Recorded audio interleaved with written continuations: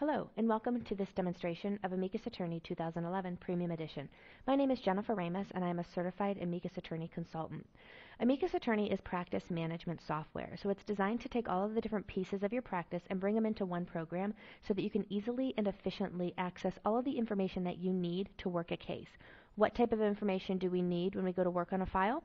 We need the names and phone numbers and fax numbers and email addresses of all the people that we're dealing with, but we also need case-specific information. We need copies of emails and documents and other things, phone call records. We need a place to log our time. And in many firms that haven't implemented practice management, we have to go to many different places, both on our network, different programs, paper files, different places in our physical office to capture and to access all of the information that we need. Amicus Attorney is designed to give you one stop for everything that you need to work the case. You'll notice if you look at the left-hand side of the Amicus Attorney interface that we have sort of a navigation panel here, and it's organized by module. Now, in 30 to 35 minutes, we won't get through every single one of these modules, but I will go over the ones that I find will bring you the most benefit and will hopefully increase your profitability and maximize your efficiency. So with that, I'll just sort of go through the different modules, an overview of all of them, and then a deeper demonstration of those that I find to be sort of the foundation of the program. The Office module is the module that we're seeing right here. It's just sort of your home base. You'll see your name and today's date, and it's where we would go to do things like set our preferences, run reports, that sort of thing. The next module that I want to show you is the Dailies module. This is a great sort of snapshot of your day. So if I click on the Today's Overview, I see the appointments that I have on my calendar for today, to-dos that I have today, and outstanding communications that I need to deal with. So it's a great snapshot. When you come in the morning, here's what you're expected to do today. I have a favorites module, so if I have files or people or documents or Internet Explorer favorites that I want to be able to access quickly from Amicus, I can do that as well. I have a files module, which is designed to be sort of the electronic equivalent of my file cabinet drawer. So if I have a paper file in Amicus, I'm going to have a corresponding if I have a paper file in my office, I'm going to have a corresponding Amicus Attorney file, and we're going to dive much deeper into the files module in just a minute. I have a calendar module. So yes, the Amicus Attorney calendar will replace, but still work in conjunction with your Outlook calendar. The Amicus Attorney calendar is fantastic because I can still see the calendars for other people in my firm, but I also can link appointments to their appropriate matter, which is something that you cannot do in Outlook. So again, we'll go over the calendar in great detail. I have a tasks module, which is sort of another variation of my to-do list. It's a great feature that enables me to see to-dos in a particular date range, to-dos that I've assigned to other people, and an easy way for me to actually do a status inquiry for to-dos that I have assigned to other people to find out what the status of those is. I have a people module, which is my contact index for the firm. So instead of the 5 or 10 or 15 or 20 people in my firm having their own individual contact list in Outlook that isn't really central, is hard to share, there's often duplicate contacts in those indexes. I have a central place for everyone in my firm to create new contacts and also to access existing contacts. When a contact information changes, we go into Amicus, we change it one time, everyone has the benefit of that information. We're also able to create links between the contacts in our contact database and our files, and you'll see how that comes into play when we get deeper into the file. We have a timesheets module. Now keep in mind that Amicus Attorney alone is not a time billing and accounting program. However, because we want you to spend your day in Amicus Attorney, in the calendar, in the files, linking documents, taking notes, making phone calls, saving emails, we also want to make it so that you do not have to leave Amicus Attorney to track your time. Meaning you don't have to open a Word document and type it in, you don't have to open an Excel spreadsheet to log it, you don't have to move from your computer to your desk and write it on a paper log sheet, you don't have to open a different program like Timeslips or Amicus Accounting or PC Law or QuickBooks and enter it in a separate program. We want to make it so that the Amicus Attorney interface provides you with everything you need to quickly enter your time right from the program where you're already spending your day. We have a notes module. This is sort of the electronic equivalent of your legal pad. So instead of taking a note on a piece of paper that maybe makes it to the appropriate paper file or maybe lives in that notebook forever, you can take an Amicus Attorney note right into the database. We have a communications module, which is my stop to see my phone calls, my messages, and my emails. An email does still come from Outlook, but Amicus provides us with a view to that email so that if it needs to be saved in an Amicus Attorney file, we can do that, eliminating the need to print emails and put them in the paper file, and also eliminating the need to have a hierarchy of folders created in my inbox in Outlook where I drag emails over, which is not a bad way to organize things, but sadly is not accessible by anyone but you. So it sort of defeats the purpose of being able to share information relative to the files across members of your firm. So that's just a very quick overview of all the different pieces of the program. The best way for me to really show you how all of those different pieces can tie together is to really drive the demonstration from the Files module. So I'm going to click on the Files module over here on the left-hand side, and you will see that this is a list of the files in my office. Now, by default, you'll see the file name and the file type, meaning is this a corporate file, a probate file, a civil litigation file, a family law file. If you are someone who likes to see client IDs, matter IDs, responsible lawyer, that sort of thing, right from your index, you can right-click on your column header and say Show Fields, at which time you can add other fields that you want to see right from your index view. The beauty of what I just did is that if you have 25 people in your firm, 25 people could have a different view on their file index. Amicus allows you to work the way you want to work. It doesn't force everyone in your firm to see the same thing and organize things the same way. That's a great feature because people don't want to use a program that they can't sort of tailor to their own workflow and their own preferences. So this is one of the ways that you can sort of make Amicus Attorney look the way you want. I'm personally a file name person. I look up my files by name, but I come across lots of people who they know the number. They know the client ID or the matter ID, and they want to be able to sort by those columns and just start typing. This is client 20304, and I want you to just take me there. Okay, so what can I see once I find the file that I'm looking for? I'm going to open up the Cooperman file here, which is just a demonstration file that comes standard with your Amicus Attorney demo database, but it's a good file to sort of show you all of the different associations and links that we can make between files and other types of records in our database. The great thing about Amicus Attorney is the interface. There are a lot of practice management programs out there, and to be honest, a lot of them do all the same thing, but Amicus Attorney really does a fantastic job of making the interface easy to use and understand. It's very logical, it's very intuitive, and so what you'll notice is that when I double-clicked on that Cooperman file and it opened the file, it actually looks like a paper file.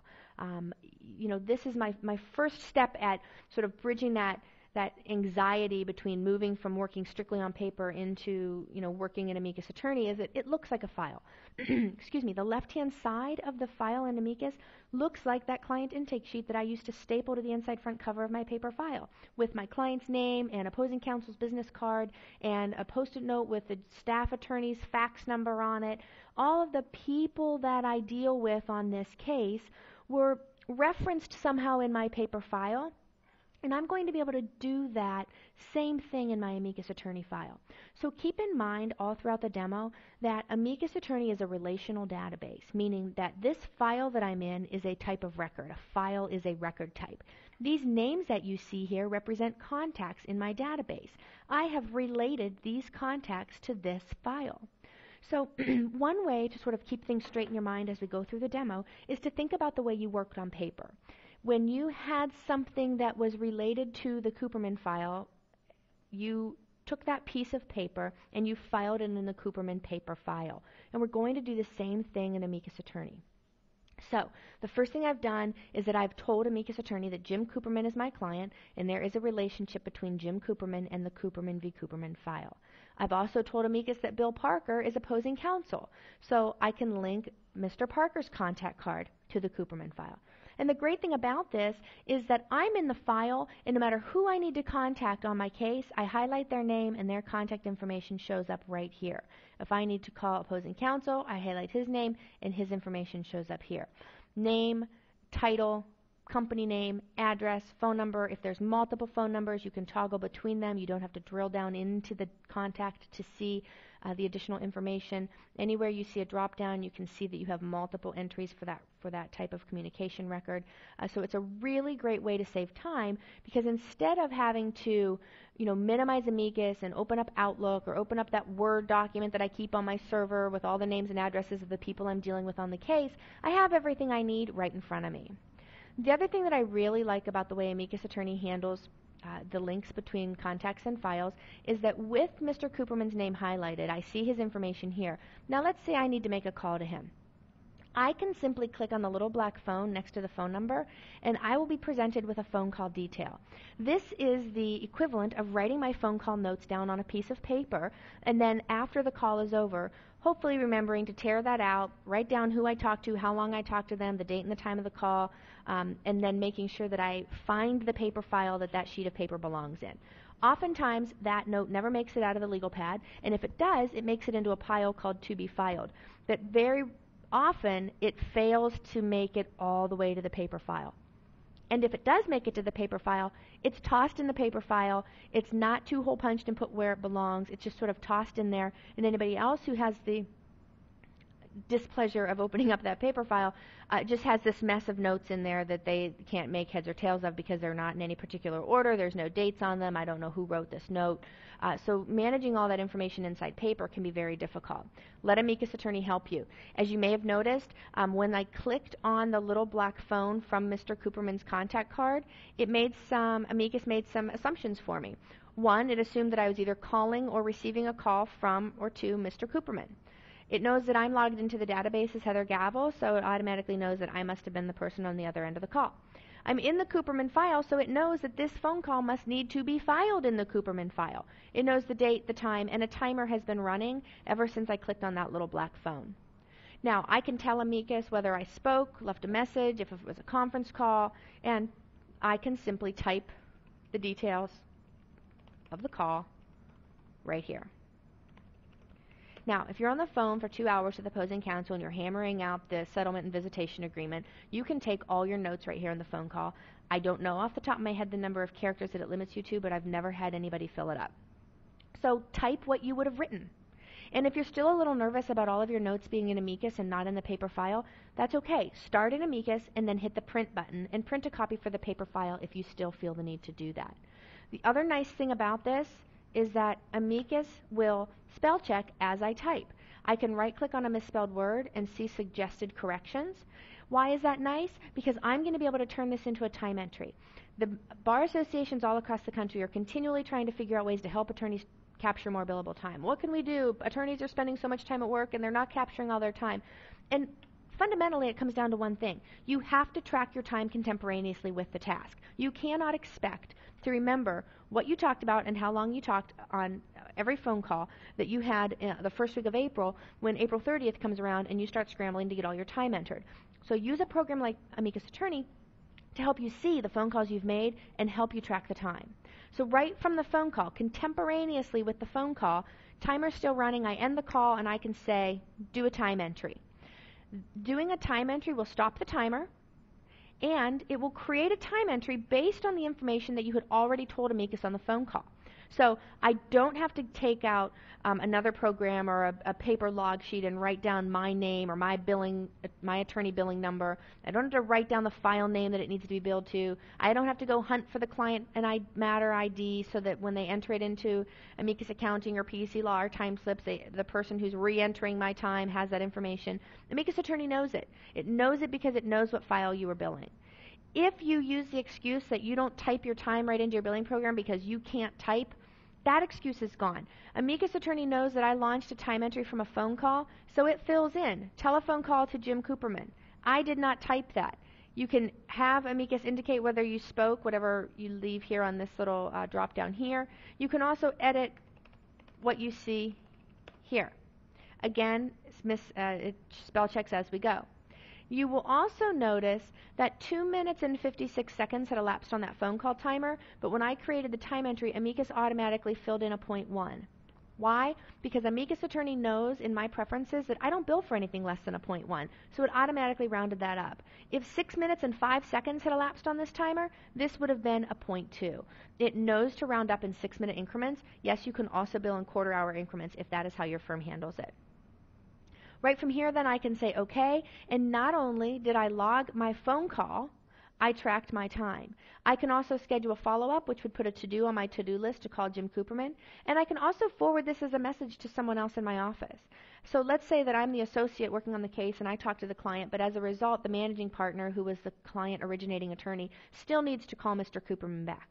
I can click on Message and tell Amicus who in my firm do I want to send this message to. And you'll notice that it fills in, again, it inherits all the information from the phone call. It says, this is a message regarding the call on April 4th. Here are the details, blah, blah, blah. And then I can add whatever message I want. I can say, Joe, please call the client before Tuesday's deposition.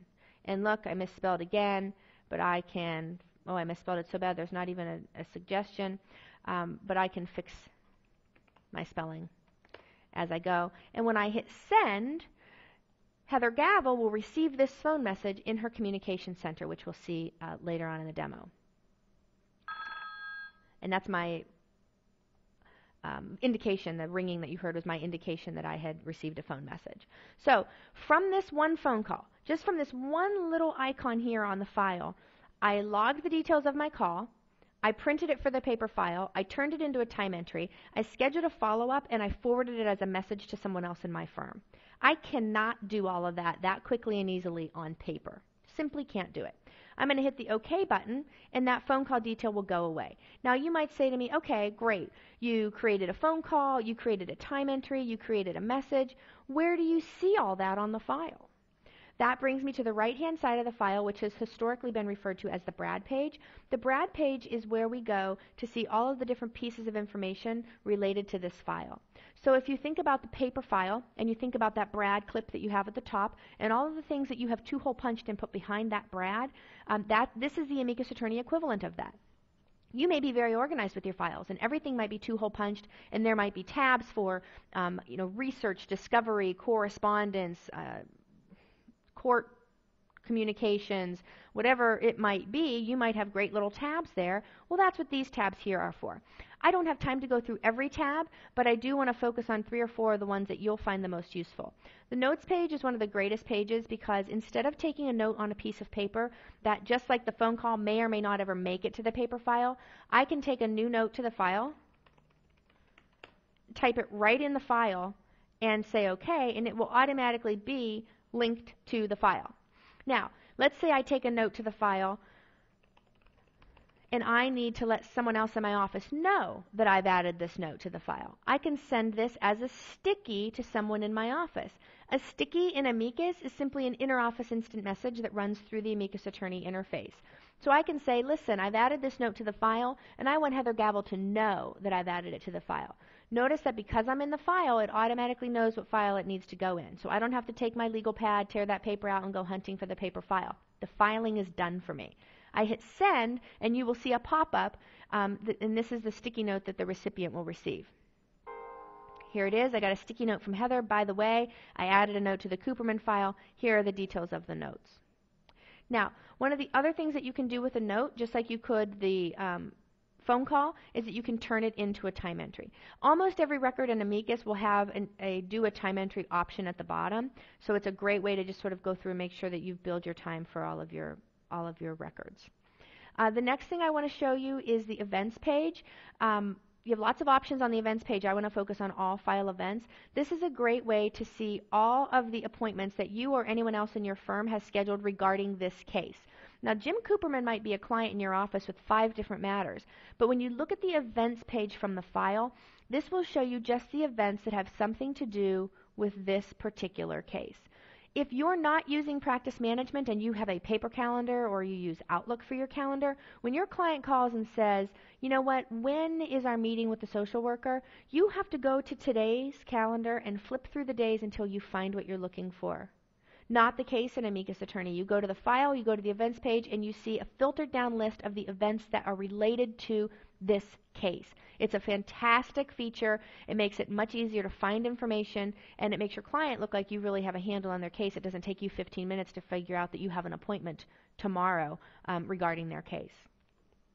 If you look up here at the Brad page, the next thing I want to show you is the time spent page. Now, the time spent page will show you all of the time that anyone has logged to this file. Not just your time, but anybody's file, but anybody's time. The next page I want to show you is the communications page. You can look at all of the communications, phone calls, messages, and emails that you or anyone else has linked to this particular case. How do your emails get in here? Again, Amicus talks to Outlook, and if I save this email to the Cooperman file, I will see it from the communications dropdown. Now, the really nice thing about this is that when I save email into Outlook, I'm the only one who can see it. But when I save email to the Amicus file, everyone with access to the file can see that communication. Everyone can see my phone calls, and everyone can also see what phone messages have been taken regarding this case. I'm looking at a page called All Communications, which is a nice feature that shows me all of the communications regardless of who had them. But I can also look at a page called My Communications. Now, the difference between My and All is that My Communications are just those communications that I have logged. And so you'll see then a visual indication on those communications as to whether or not you've billed your time for it. So I can look at my communications and say, oh, look, I see that there was an email on the 24th that I haven't billed for, and all I have to do is click on the little picture of a timesheet, and Amicus will bring up my time entry detail, and all I have to do is enter how much time I had. Okay, the next thing I want to show you then is the Documents page. Amicus Attorney enables you to link existing documents to your Amicus Attorney files. So let's say that before you implemented Amicus Attorney, you bought a server and you at least dictated in your firm that all client documents need to be saved on your server on a shared location, and we're going to have a folder called Clients, and inside that client folder we're going to have a folder with your client name, and then under their client name, they're going to have a separate folder for each of their matters, just like they have a separate paper file for each of their matters. In Amicus Attorney, you can actually create a link or a shortcut right to that folder on your server that contains all the documents for this case. So rather than having to link every single individual document, which can be administratively taxing, we can tell Amicus Attorney the location of the folder that contains all the documents, so that on a going forward basis, all the documents that people save in Word or Excel or Adobe or whatever, as long as they're saved in that particular folder, you're going to be able to access them from Amicus Attorney. And here's what I mean by that. I've told Amicus Attorney that I'm going to point it to a folder, and then I go right down here to my location button, and I simply tell Amicus Attorney where that document lives. So I probably have a shared network drive in my office called Clients. I have a subfolder for each client, and then a subfolder again for each matter. I'm going to link this particular Amicus file to the divorce folder on my server. Now notice that I have subfolders even under that: correspondence, discovery, financial pleadings. I don't want to link to each of these folders. I just want Amicus to take me to that main folder for this case. So I'm going to say OK, and then you'll notice that you will get a link entry over here on the right hand side, and then when you open it up and say open, Amicus will simply launch Windows Explorer and take you right to the location where all those documents live. You can open them up, you can save as, you can print, you can make changes, doesn't matter. Once you hit open, forget about Amicus. You're just opening the document in its native program and making edits and doing whatever you need to do as you always have. The only thing we've done is we've taken out the time wasted minimizing Amicus, opening up Word, going to the open screen, navigating to your S drive, Clients, A through G, C, Cooperman, Divorce. We take those steps out of the picture so that 5, 10, 20 people don't waste all that time every day. You go right to the file in Amicus, you see the document link, and you hit open, and Windows Explorer opens and takes you right to all the documents. The next page I want to show you is the chronology. The chronology is a great snapshot of everything that anyone has linked to this case. Appointments, to-dos, phone calls, documents, phone messages, emails, etc. will be listed in the chronological list in chronological order, the oldest record being at the bottom. So if you are taking over for another attorney or covering for someone while they're on vacation, or you're just the managing partner and you want to see what's going on this case, the chronological list is a great place to go do that. The last thing I want to show you is some of the custom features in Amicus. Most of what you've seen from the chronology up will be pretty standard on all your files in Amicus, whether it's a family law file, a real estate file, a bankruptcy file, a patent file, or a probate file. You're always going to have all of these same pages. Where we can start to really separate Amicus out is to create custom pages for our files. So for example, if on a family law file, I would like a page where I track the separation details, I can create that, and on all family law files, I've told Amicus I want you to ask for the date of separation, a checkbox for whether there are children. If so, the names and ages of the children, currency fields for petitioner and respondent's income. But I might want to see a completely different page if this is a probate case. I might want date of death, county of death, EIN for the estate, probate case number, date fiduciary appointed. The point is that based on the type of file this is, I can create customization to track that information that I need to access over and over again. So much time is spent in firms looking for information that we use over and over. And what happens is that we search for the paper file to find the date of separation or the date of death or the statute of limitations date, or we try to find the last document where we think we used it. And we simply spend a lot of time just trying to find information. So we need to let Amicus Attorney help us put that information in one place, make sure everybody knows how to access it, make sure everybody knows that this is where you can find it, you can rely upon it, and make it much easier to share information across members of our firm. I'm going to close out of the file for now, and I want to jump into the people module just very quickly and go over a couple of the features of the contact index. When I go to the people index, and I say people and contact interchangeably, I mean the same thing. This is a list of all the contacts in my database. This is a central location for all contacts. So this eliminates 5 or 10 or 15 or 20 people all having an Outlook index of contacts. It also eliminates the need for people to be keeping names and phone numbers on a Word document that they store somewhere on the server that you have to access every time you need to make a phone call. We're going to create contacts in Amicus. When contact information changes, we're going to be able to update it and share it across all of the members of our firm. So I'm going to open up a contact here. This is an attorney in the community that I deal with on a lot of cases. He has a business card here with name, title, company, address. Again, I have my drop-down arrow, which would indicate whether or not there are other addresses for me to show, phone numbers, fax numbers, and email addresses. If you have an email address, you can simply click on it. It will launch Outlook, fill in the address, and all you have to do is type your message. I'm not going to go over everything over here because a lot of it is the same as what we saw in the file, but there are a few neat features that I want to show you. The Files option here will list all of the files that Mr. Agrarian is linked to. He's linked to the blank versus Biddle file, the blank purchase from Biddle, and the Widgetco share purchase. So if I have a client with multiple matters, I can go to my client's contact card and see all the files they have open in my office.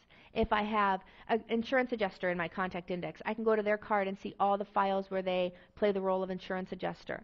I can see all of the events, communications, documents, etc. That I have linked to this contact, very much like we could on the file index. That's really all the time I'm going to spend on contacts because the truth of the matter is most contact databases are pretty much the same. It's a way to keep track of phone numbers, fax numbers, email addresses, etc. One thing I will say is that unlike many other programs, Amicus Attorney enables you to create an unlimited number of communication records for this person. So if Phil Agrarian has 4 offices, a home address, a summer house, and a vacation house, you may have 5 or 6 different addresses for him. You may have 5 or 6 different phone numbers and fax numbers based on what office they're in or what time of year it is. So Amicus Attorney enables you to create an unlimited number of communications, which are phone, fax, email, and web, records, and link them to Mr. Agrarian. Okay, so I'm going to go ahead and close out of there, and I'm going to take you over to the calendar. The first thing that most people ask me about the calendar is, can I see other people's calendars like I can in Outlook? And the answer is yes. And if you are someone who doesn't even really care about a calendar, maybe you're a legal secretary and you support 5 attorneys and you say, I don't ever have anything on my calendar, but I need to be able to very quickly see the calendar for all the people I support. You'll notice up in the left-hand corner, right now I'm just looking at my calendar, but I can easily come down here to my custom calendar profiles and say, you know what, just show me everybody in the family law department. And with one click, I can see the calendar for 5 different people, and I see a combined column, so I can see, how likely it is for me to find a time for everybody in this department to meet, which doesn't look like today is the day. So that's a really nice feature. And if that's the calendar you always want to see, then we set that as your default. But I'm going to go back to just my calendar for now and just show you how we create new appointments in Amicus. I can come to the bottom of the calendar and click on the New button, and you'll see that I get an event detail screen. Very much like the screen I would see in Outlook, I have to tell Amicus some information. So that this is a meeting with the client to discuss settlement agreement. In other programs, you may have to start typing here the name of the client so that you have some indication from your calendar what client you're talking about. Not the case in Amicus because we have the ability to link this appointment with the appropriate file. Remember when we looked at the file and I showed you the all file events page? That's how this is created.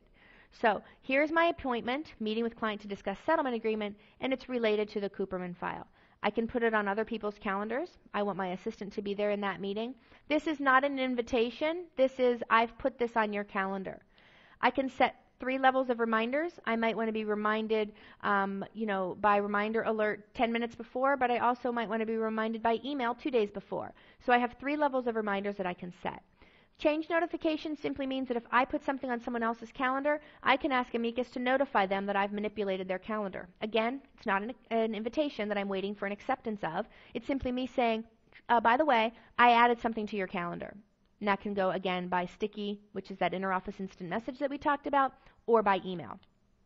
I can set up a repeat, which is similar to a recurrence in Outlook. So if this is a trial that's going to last 3 weeks, I don't have to come in and add 15 entries in my calendar. I simply repeat it for those 15 days. Okay, let me just change this back to no repeat. Of course, there's lots more that we could talk about on the calendar, but given our time constraints, I want to move on to the timesheets module and show you some things there. Actually, I apologize. Before I do that, one more thing I want to show you in the calendar. You'll notice if I go to my calendar for a day that's passed, and I have an appointment on that day, it will show me here's again my visual time entry indication as to whether or not I've tracked my time for that. And I can simply click on the little blue timesheet. Because I properly linked this meeting with a file, Amicus inherits that for the time entry. It even fills in with the description that I put on my calendar. I may want to change that to MetaJuster. And it inherits the duration of the appointment. If it took longer, fine. If it took less time, I can always change that. I say OK, and when Amicus refreshes, that time entry reminder will disappear. So, speaking of time entries, let's take a look at the timesheets module over here on the left. You have a few different views in your timesheets module. The first is what we call the unposted time, which if you're linking with a billing program like Amicus Accounting or PC Law or Timeslips or QuickBooks, this simply means I haven't sent this time to my billing program yet. You will notice a drop down here which will show you all the dates for which you have unposted time. And I can post my time by highlighting the entries and hitting post at the bottom, or I can post a range of dates. So if it's the end of the month and I just want to make sure all my time for March got posted, I can click on post range and pick the range of dates that I want to post. I have a monthly view over here as well. So if I click on monthly, Amicus will show me sort of a calendar view of my timesheets, and I can go to each day and see the individual timesheets displayed down here at the bottom underneath the calendar. So if I highlight, say, the 28th of March, why is it not highlighting? Oops, sorry about that. Let's try that again. If I highlight the 28th of March, I see that I had 12.2 billable hours total, and I can see each of those entries down here, and I can also see that they were posted, the amount of time for each entry, what file it was on, and the description that I entered. Now, this is a sort of a gross list of all the time you've entered. If you send it over to Amicus Accounting and then you write some time off or you no-charge some time, your monthly view and your unposted view in Amicus are always just sort of going to be the time that you've logged. You need to still go to your billing program to figure out what your client owes you, what they have in trust, how much retainer they have, how much has been no-charged, what you've written off, that sort of thing. Amicus is just providing you with an easy place to log your time. Now, I showed you how to look at the file and see for the communications that you hadn't billed for, and go through your calendar and see the little time entry reminder on those things. But wouldn't it be nice if I could just go to one place in Amicus and see all the records that I hadn't billed for? With this version of Amicus Attorney 2011, they've added one of the greatest features that any practice management program has added to their interface in recent years, and that is a feature called the Time Entry Assistant. You'll notice at the bottom of your timesheets you have a button here that says Time Entry Assistant, and you can also get to it from the Tools menu, Time Entry Assistant. This will show you a recap of all the records in Amicus, including phone calls, emails, notes, documents, appointments, excuse me, and any record type for which you have not created a time entry. And I can click on my drop down here and pick the range of dates that I want to see. So if it's April 4th and I'm getting hounded by my firm admin that my time needs to be in, I can say, you know what, show me all the time that I haven't billed for in the last 60 days, and I can go through and I can say, yep, you know what, I need to turn that demand letter into a time entry. It fills in with email correspondence. All I have to do is tell it how much time I spent. And I can go through each of these records and create time entries. If they have a file association already, particularly phone calls, I could highlight all of these at once and say do a time entry. So I can batch turn things into time entries. Fantastic feature. There's really no other program on the market that easily, out of the box, by default, no customization, no special steps needed, shows you a list of everything you've done and the fact that you have or have not billed for it. It's a great feature. Finally, I want to take you to the communications module. Remember that the communications module is just that place where I can see my email that has come in from Outlook, and I can see phone messages and phone calls that I have not yet dealt with. So why is this helpful? Well, again, I'm seeing my little time entry reminder, but if I need to save this email to an Amicus Attorney file, I can do so from here. I can highlight the email and come right over here and tell Amicus what file I want it saved to, but I can also double click on the email and come in and save it to a file right here. I can turn it into a time entry. I love this view because I personally think that billing for email is one of the places where firms lose the most money. And I know that you can go into Outlook and you can sort by date and you can try to go through and see which ones you should turn into time entries. But the bottom line is you're in Outlook, you write down the emails you need to bill for. Now you still have to go into another program and turn them into time entries. Let Amicus Attorney help you turn those records into time entries right from here. Save time. But why do I feel so strongly about billing for email? Well, I go to hundreds of firms over the course of the year, and I always ask, how many emails would you say you get a day that are matter related? And I get anything from 10 to 50 to 80. And so I'll use a very conservative estimate. I'll say, let's say you get 10 emails a day, and you bill your minimum of 0.1 for each of those emails. Okay? 1 hour a day. Not one additional hour that you've worked, but 1 hour a day that you are very likely not capturing your time for. Because we communicate via email, and it's almost like we do it out of sight, out of mind. We're working on something, Outlook dings that little ding, we stop what we're doing, we read the email, our client has a question, we respond, we go back to what we were doing, and we don't necessarily think to write down the time for that email. So let's say we help you capture 1 hour a day, and let's say your billable rate is $175. Again, I go to firms where the rate's $125, I go to firms where the rate's $400. So you can use your own rate here, but $175 seems to be a good average. So $175 times 1 hour a day, I found you $175 a day. 5 days a week. Let's say 50 weeks out of the year. You can go on vacation for a few weeks. $43,000 a year just because you had a way to see and easily turn email into billing items. Now let's say you have 5 attorneys in your office that are not capturing that. That's $218,000 a year of billable fees that you are earning but simply not passing on to your client. You are most likely leaving at least this much money on the table every single year because you haven't provided yourself with a resource like Amicus Attorney that will show you your email and give you a quick shortcut to just turning it into a billing item. Now, do I think that our clients will tolerate a 0.1 for every back and forth email that goes on throughout the course of the day? Absolutely not. But track your time for email, track your time for those back and forths, and put a no charge on the bill. Let your clients see that you provide service to them even if you don't associate a bill for it, a charge to it, and also let your client get a recap of the communications you've had when they get their bill. The American Bar Association reports that clients are constantly complaining that they don't feel like their attorneys communicate the status of their case to them enough. Use your bills as an additional form of communication. Have there be 14 entries on there for email that say no charge, but email regarding settlement agreement, email regarding, agreed judgment entry, email regarding, visitation schedule. Let them see the work that's being done, whether there's a charge for it or not. I wish I had more time. There are features in the program I would still like to show you, but we are out of time for now. Please feel free to contact us with any questions, and I appreciate your time today. Thanks again.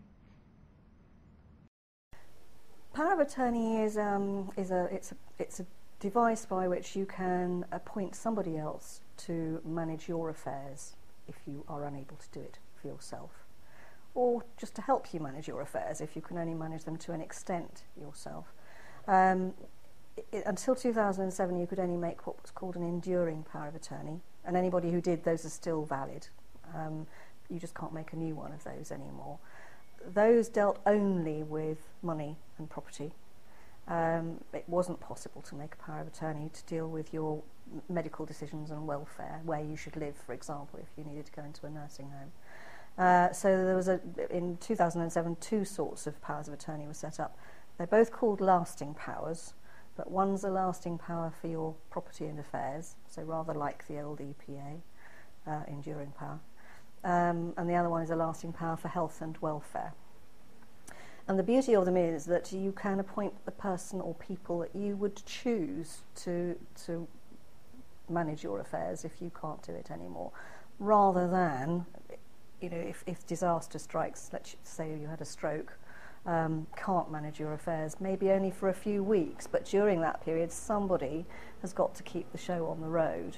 And the alternative to you having an attorney is that somebody will apply to the court for a deputy to be appointed. That's what used to be called a receiver. That might be a member of the family, it might be a family solicitor, it could be a panel deputy. There are 60 of those around the UK, or England and Wales, I should say correctly, of whom I'm one. The nice thing about a power of attorney is that you can choose for yourself, and it can be a member of the family, professional, combination of those if you feel that there are issues that a member of the family might need a hand with. And the attorneys, the way you make a power of attorney is that you fill in a form, basically. You can download them from the intranet if you want to. You can get them from the government site, the court's site. People do get in a tangle with them. There's quite a lot of bureaucracy attached to it, and you do need to make sure that you've got every I dotted and every T crossed in exactly the right place. You have to pay a court fee of £130 for registering power once you've made it at the Office of the Public Guardian, who then keep a light hand eye on things to make sure that nobody's doing what they oughtn't. And once the power is registered, the attorneys can then act, provided that the person who's given them that power is happy for them to make the decisions and can't make the decisions themselves. So to the extent that a person can make their own decision, they must be allowed to do that. You can just confer with them. If they really can't make the decision, then it's up to the attorney to make a decision in their best interests. Quite often people will appoint different attorneys for their property and affairs. Ideally you want somebody with a good financial head on their shoulders, from the people who might make the decisions about which nursing home they would go into, for example. It's more likely to be a close member of the family for that. Or should you be revived? If you're in a coma with no prospect of a quality of life after being revived, is that what you want? And who's going to tell the doctor what you want? And that would go into your health and welfare power. So it can be pretty extreme in what it does, but you can control how much power you give your attorneys within the document as to what decisions you'd like them to make, whether you want one or more people to make a decision, or whether you're happy just for one to do it. You can also appoint a backup attorney, so if you appoint somebody who then dies or goes off the rails or disappears abroad or whatever, you can have a backup attorney come in and take over. So they're good and flexible. I mean, my view, I think everybody should have one. People will say, oh, but I'm not old enough. But, road accidents happen, sadly. Illness happens, sadly. And, just because you're 20 doesn't mean to say it's not going to happen to you. Just because you're not wealthy doesn't mean to say that you don't have affairs that need managing. I've got a young lady, very young lady, who had a difficult time at birth. She's on benefits, she can't manage them, so I get to do that, to give her a hand with how to manage things and where she's, to help her with where she's going to live and so on. So it's a good flexible system.